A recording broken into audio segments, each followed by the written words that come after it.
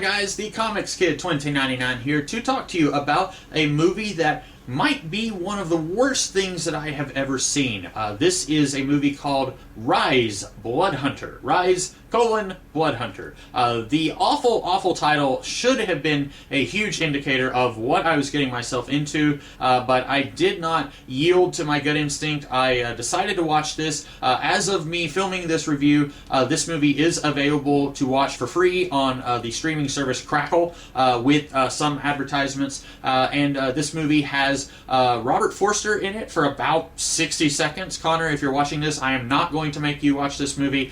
He's barely in this movie. It has Lucy Liu in it. It has that one lady whose last name I cannot pronounce, who is in the Tooth Fairy movie. It has Michael Chiklis in it. It has Foggy Nelson from the Netflix Daredevil series. It has a whole bunch of, hey, it's that guy in it. Mako, who is in the live-action Conan the Barbarian movies, and he was the voice of Iroh in Avatar: The Last Airbender. He's in it very briefly. A whole lot of people where you're thinking, okay, this has some real talent. I wouldn't say it's a star-studded cast, because a lot of these actors are character actors who might not necessarily be leading actors on their own, but you definitely recognize them from something. But this movie feels like it is a sci-fi original movie that is just so low on your radar that you would never ever watch it, and then you Google it and you see, oh, okay, there's some real actors here. This looks like it could be a real movie. But it is just such a smutty, awful piece of garbage that somehow promoted itself into a worse neighborhood than the Sci-Fi Channel, where there's full frontal and more swear words involved. It is just a weird, bizarre mess. I am going to get really in-depth talking about this movie, because I don't think that I can really adequately explain how weird this movie is if I just do a quick plot synopsis. I'm not going to do it scene by scene because I'm going to forget something, but this movie starts off with Robert Forster. He's in a bar, and then this woman comes up to him. He starts flirting with her, she starts flirting with him, and then Lucy Liu comes up out of nowhere, and she lays down $500 on the table and says to the woman, her name is Colette, she says, I want you to come with me. And so then they go back to this fancy looking place, and then the woman strips down for Lucy Liu, and then before they can do anything, Lucy Liu says, I want you to go wash your hands with soap in the bathroom. And she goes in the bathroom, and then the soap is in this shower that looks suspiciously like a giant cage. And then Lucy Liu says, yeah, use that soap in the shower. Then she goes in the shower, and then the cage closes up, and then the next thing we know, this woman is hanging by her feet, her face is bloody, and then this creepy looking guy in a wheelchair comes in, and he says, oh yes, you'll do nicely. And then Lucy Liu busts out a crossbow and points it at the guy and says, tell me where Bishop is. And then he tells her, and then she shoots him, and then she lets the lady go and says, don't tell anyone about this. And then we get 6 months ago, and we find out that Lucy Liu is a reporter, and recently she infiltrated this weird gothic cult that might be into vampires, or maybe this is a separate thing, and apparently she does this frequently as part of her job, where she will infiltrate some weird thing and then write a story about it for whatever newspaper she works for. And recently, she met this woman named Trisha, who told her that she was about to be going to this, she says something weird like a feast of blood or something like that. And Lucy Liu says, well, I thought she was kidding. And so Lucy Liu, she can't pursue this story any further. She thinks the story is done. So she's going to go hang out with her mom and her sister, who just graduated high school. This movie came out in 2007. I don't have the numbers off the top of my head of how old Lucy Liu is, but I don't think that 2007 Lucy Liu was young enough to have a sister who just graduated high school, but that's what we are told. And Lucy Liu's mom looks not quite, but almost elderly here. And I guess there are some non-traditional families out there where you have a significantly older parent who has a child who's in their 30s and then also has a child who just graduated high school. That's probably possible, but I would say not very likely. But anyway, while Lucy Liu is hanging out with her parents, this girl Trisha, her and her friend, they go to this festival of blood or whatever it is, where we get to see that other guy whose last name I can't pronounce, the guy from Mindhunter and the Batman scene in the Joss Whedon's Justice League cut. He's here, and he says, yeah, come on in. And then actually the girl Trisha, she doesn't want to go in, but her sister keeps saying like, you're being a party pooper, come on in with us, it's going to be a fun party, we'll just be here for 30 minutes. And then the friend Trisha says, no, I don't want to. I don't remember what the friend's name is. So the friend goes in and she's mad at Trisha, and then she says, okay, I'll be back in 15 minutes. And then she's in there for a lot longer than 15 minutes. So then Trisha goes in, and then she sees these vampires feeding on her friend, and then she tries to escape, but then the vampires, they catch her. And then a few days later, there was this one guy, I don't even know what his job was, but he worked with Lucy Liu at the newspaper, and he was some kind of hacker. But generally, newspapers don't have hackers. Even if you work at a really sleazy tabloid, you don't have an official hacker that works there. But this guy, he hacked into something, and he told Lucy Liu about this Festival of Blood thing that Trisha had also told Lucy Liu about before it happened. And he's like the official newspaper hacker guy. It's weird. But then he hasn't shown up to work for a couple of days. And then Lucy Liu's boss, she brings these crime scene photos to Lucy Liu and says, hey, isn't this the girl that you interviewed? And meanwhile, in the first half hour of the movie, we get, I think, about 2 scenes with Michael Chiklis, who is a cop that doesn't play by the rules. He's rough around the edges. He is Trisha's dad. And then he sees Trisha's dead body there. He's crying and screaming. And so he is on the warpath trying to figure out who did this to his daughter. And his fellow police officers, they're really bad at blocking him from this investigation. They are all telling him, hey, we're going to handle this. You really shouldn't be doing this. And then he'll kind of yell at them or grimace at them, and then they'll say, oh, okay, you can do whatever you want. At one point, a couple of them, they have somebody who is on probation and has 2 priors, and then he stole a car, and he says, I'll take it from here. And they say, we've got it. And then he like glares at them, so they're like, oh, okay. And then he frees that guy and starts beating him up, and then lets him go.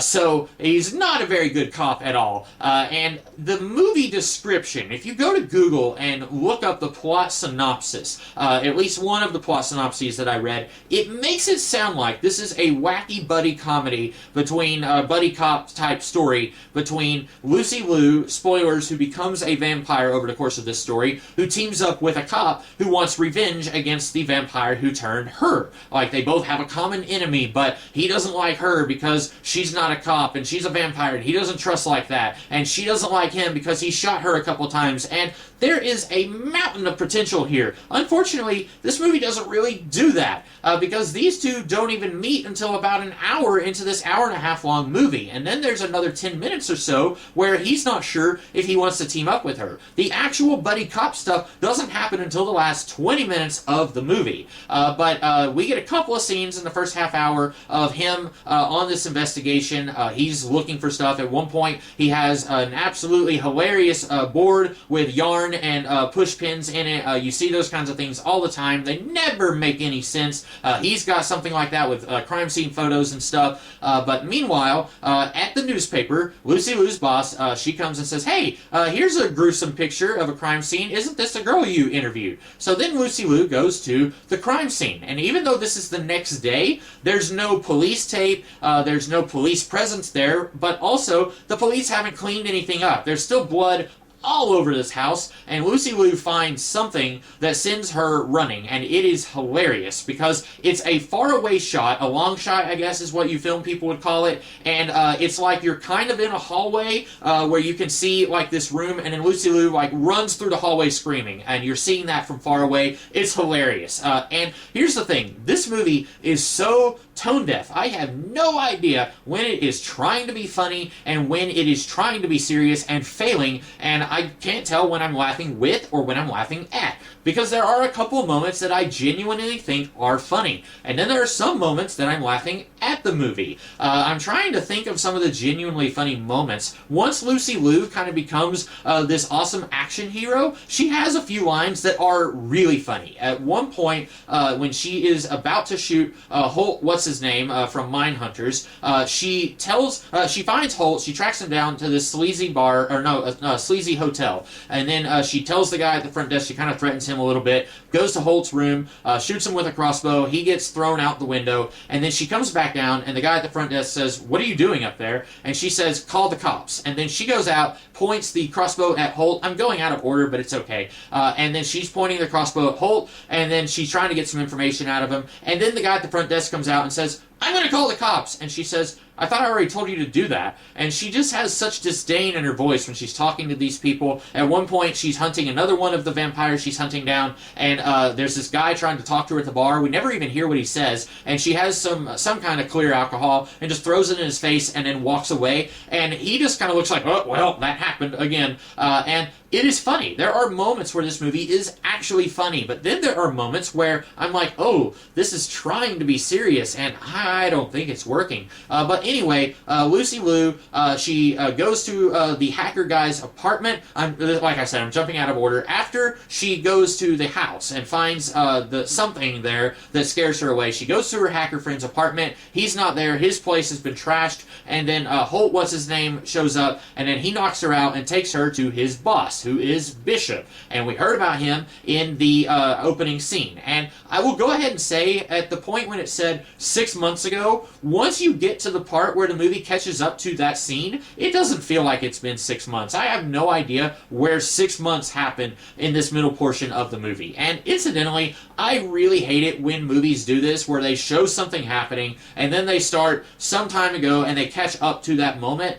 You can do in medias res without doing a flashback showing how we got to the in medias res. That kind of defeats the purpose of doing a medias res. I had a creative writing teacher who said, you do not have to show your audience your character getting up, using the bathroom, taking a shower, eating breakfast, driving to work, and then something wild and crazy happens at work. You can just start the story with something wild and crazy happening at work. You don't have to show all that boring stuff. And this movie, it's only an hour and a half long, but it feels like it has to spend a good 20 minutes setting up a lot of this stuff, and I feel like you could cut a lot of that. If you wanted this to be a hilarious buddy cop story between a human cop who doesn't play by the rules and a vampire who wants revenge because she didn't want to be turned into a vampire, you need to do more of that stuff and cut a lot of this of Lucy Liu getting turned into a vampire. But anyway, she's kidnapped and brought to Bishop, who I will call Diet Josh Hartnett. And this guy has absolutely no presence at all. I feel like the character sheet just said British guy, and they got someone, probably the first British guy who came in. He's not awful, but he doesn't have the intimidation that you want from a big scary vampire who's a couple of thousand years old. You get the feeling that they were looking at Dracula, or they were looking at the Master from Buffy, or the Rutger Hauer character from the Buffy movie. One of those big bad vampire types, and I don't know why I just said that like a sheep, big bad. But anyway, this guy does not feel like what they think that they have. And so he looks a lot like Josh Hartnett. And then the Carla, what's-her-face, is there. She works with him. And then he shows her, hey, I have the head of your hacker friend. I have him right here. And Trisha told you something. I want to know what she told you. And Trisha didn't tell her anything because she wasn't investigating this story until she found out that Trisha was dead. But then he drinks her blood, and we later find out he raped her as well. And this is where the movie is especially tone deaf. I'm going to go ahead and say the movie did not need a rape scene, especially since I didn't know that that was going on here, because there are about 10,000 camera cuts in this scene where it's not very clear what's going on. And also, if I may be so bold, usually vampire attacks in movies like this are kind of code for rape anyway. You look at a vampire story like the Dracula novel by Bram Stoker, the Dirty Foreigner, I'm saying that in air quotes, but that's kind of what Bram Stoker was going for. We don't want that scary Transylvanian guy with the mustache coming over here and savaging our women. We don't want that. So he treats it like a horror story, and that guy is a monster.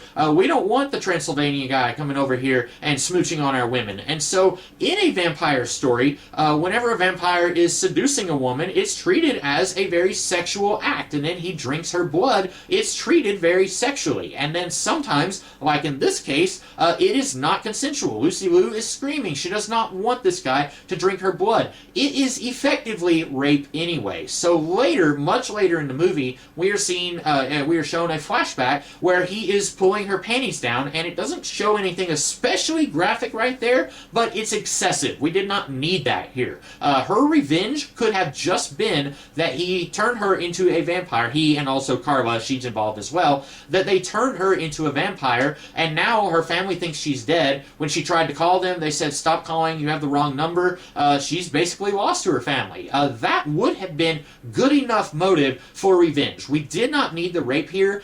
This reminds me of just about every Alan Moore comic that I read and talked about here, where that is used as a very lazy excuse to provide a female character with motivation to do something. And we didn't need it here because we already have her getting turned into a vampire. And then we have a couple scenes where she's starting to figure out that she's a vampire. She's in a homeless shelter, and then she kills this one guy and drinks his blood, and then she hates what she's done, and so then she tries jumping off a bridge somewhere, and there's this other guy who's been following her. I'm going to call him Diet David Goyer because he looks a lot like David Goyer, and then we find out he tells her, like, hey, you can only kill a vampire with these silver crossbow bolts, and he gives her several of those, and he gives her a big moonshine jug full of blood, and then he tells her, okay, these are all the vampires who work with Bishop. You have Mako, you have Carla, what's her name, you have Holt, what's his name, and I think that's it. There might be, no, there's the guy in the wheelchair.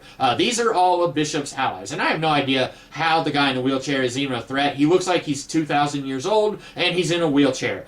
He needs Lucy Liu to bring him his prey, so he's not that dangerous on his own. But anyway, he says, these are their names, and you have to kill them. And also, you're going to have to drink some innocent blood if you're going to do this. And then he says, nobody is innocent. And that's kind of stupid. There's one scene where she feeds on Topher from Dollhouse, and then she's screaming and crying about it. And Topher wasn't really that bad of a guy, but he didn't have any kids, he didn't have a girlfriend, but then later he said he did have a girlfriend. And so I guess she justifies it like, well, nobody loves him, nobody cares about him, he doesn't have any family, he might have a mom and a dad somewhere, but I'm going to have to drink his blood to survive. And if the movie had done more of that, of her saying, like, I would only feed on criminals, but criminals are kind of hard to come by. They're not on every street corner like the movies would have you believe. I searched for days trying to find somebody mugging someone, and I couldn't find anyone. So I had to start feeding on the innocent so that I could continue my quest. Something like that, where you actually explore that outside of one single scene,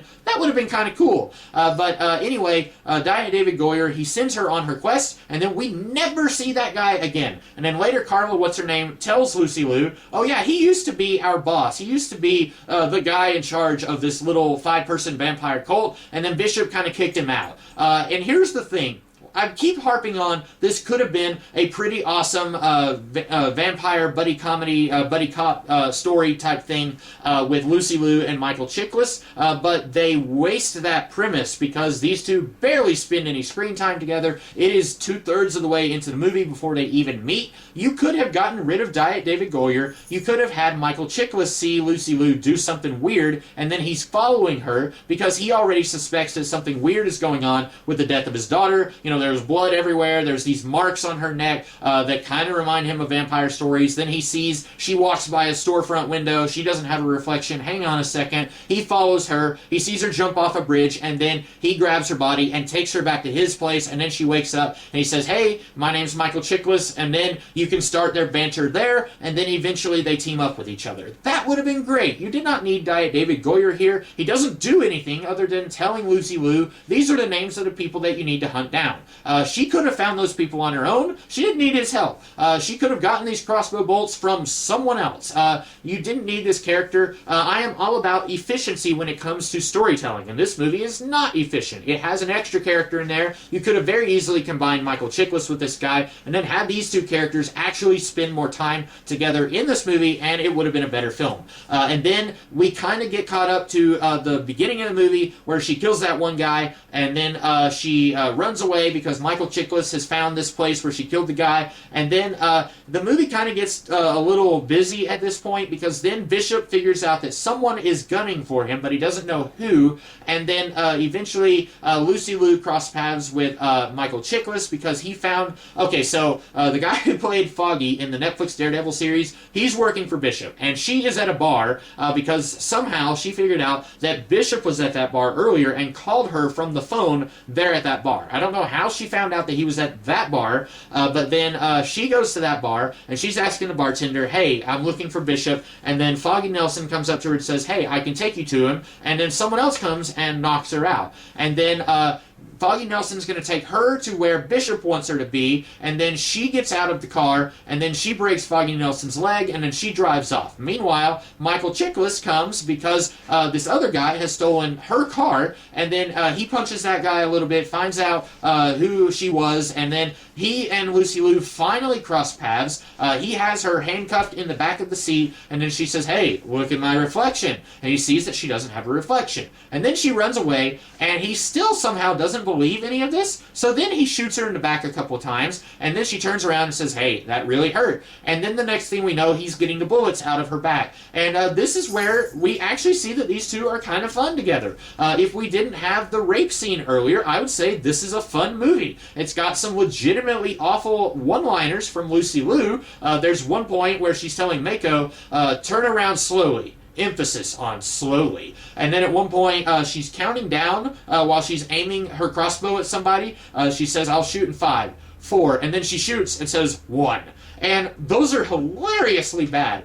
So if you take out the stupid rape thing that only lasts for like one frame where we're seeing Bishop removing her panties, then this would be a pretty funny movie. It's got some kind of bloody gore stuff, but we can kind of remove the idea that a vampire turning someone into a vampire against their will is kind of a metaphor for rape. We can kind of put that out of our mind while we're watching the movie, except the movie actually just goes ahead and spells it out for us. But when these two characters are together, I actually kind of like them both on screen. And neither one of them is especially likable. They're both kind of grumbly and, I'm an angry action hero. But together, they have some good moments. At one point, Michael Chiklis is trying to distract her while he's getting these bullets out of her back. And he says, so what about food? Do you eat? And she says, like, can you please change the subject? He says, how many guys have you slept with? And I don't know why he asked her that. And then she says, since my condition, none. And then later, she needs to pee, and he still doesn't trust her, so he has her handcuffed, and he has the door open.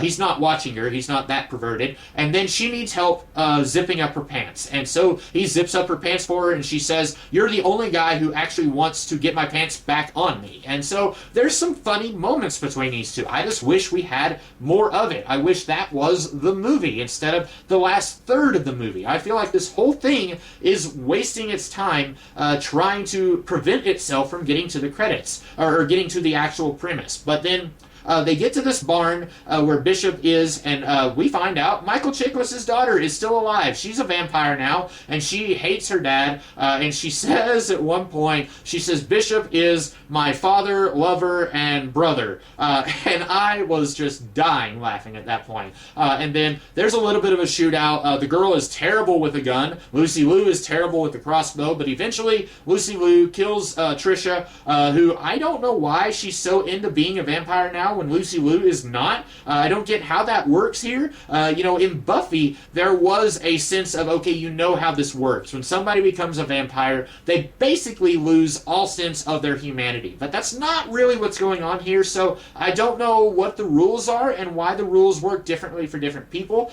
But Lucy Liu has a deal with Michael Chiklis. I am going to kill Bishop, who killed your daughter, so you want me to kill him, and then I want you to kill me, because I don't really want to be on this world anymore. I don't want to be killing innocent people. So you're going to kill me after I kill him. And eventually, we get some boring conversation between Bishop and Lucy Liu, and then there's a fight.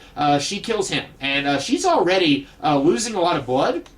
And there's this really funny scene where Michael Chiklis tries to tie a tourniquet around her neck, and somehow she's still able to talk, and then later it doesn't even look that tight. A tourniquet, as I understand it, is meant to be tight enough that it prevents blood flow. If you have a severe wound, like on your arm, you tie the tourniquet like here to prevent blood flow from your heart to the wound. And that way you're not going to be losing blood out of the wound. And then eventually, pretty soon, you need to go to the hospital so they can treat the wound. Otherwise, you lose that limb. Now, not immediately. You still have a little bit of time to go to the hospital. But if you put a tourniquet on, you need to go to the hospital pretty soon after that. But he does a tourniquet around her neck. Now, I know she's a vampire, but I have no idea how vampire physiology works in this movie. She can go outside. She has no reflection. Silver crossbow bolts work, except when they don't. They work on all of her victims. She has to drink blood. Seemingly, she can't eat regular food. She still has to pee, but then she is maybe able to breathe. I'm not sure. Maybe not, because he puts the tourniquet around her neck. I don't know. But then she says, okay, here, take this crossbow bolt. I want you to kill me. And then there's a little bit of hesitation, and he finally kills her. And then we cut to her being taken to the morgue. And this is like the third or fourth time we have seen her die in this movie. Let me count.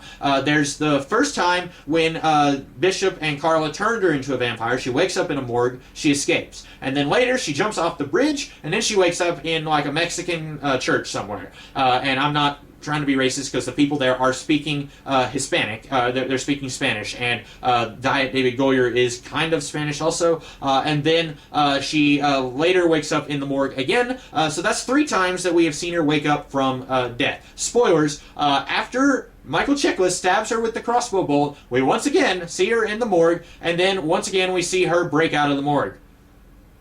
How? She's stabbed with the silver crossbow bolt. If she survived this, then in theory, all of her victims should have also survived. What kills a vampire in this world? David Goyer told us that a crossbow bolt will kill these guys. And I don't know if they thought they were getting a sequel. Honestly, I thought the movie was just going to end with Michael Chiklis stabbing her and cut to credits. That wouldn't have been great, but that probably would have made a little bit more sense than her waking up in the morgue after being stabbed by the one thing that we are told will actually kill vampires. This movie is such an entertaining mess. I would not recommend using Crackle because that website is all kinds of messed up. It took forever to watch this movie because it was very jittery, and I couldn't find anywhere where you could change the settings so that you can watch it in a lower resolution that might not take as long to buffer, but it felt like it was constantly pausing and stopping and replaying while it buffered. Horrible. But if you can find a way to watch this movie, I don't have a physical copy of it because I watched it online, but if you can find a way to watch this movie, do it. You will not be disappointed. If you're the kind of person who likes to get a few friends together, maybe imbibe in something that people over 21 in America can drink. I'm not condoning it, but if you do that kind of thing, this would be the perfect movie to do that with your friends with. It is hilariously awful. I, most of the time, actually enjoyed myself. So, that is all I have to say about Rise, Blood Hunter. That sounds like the name of an adaptation of a video game that's had like 3 or 4 sequels. Like, there have been 3 or 4 Rise movies based on this really terrible video game, and this is like the 3rd or 4th one or something. The Rise Blood Hunter thing, I should have just stopped right there, but I didn't. So anyway, that's all I have to say about this movie. I hope you guys like this video, and I will see you guys in the future. Have a good one. Bloodfinger, he's the man with the rhesus touch.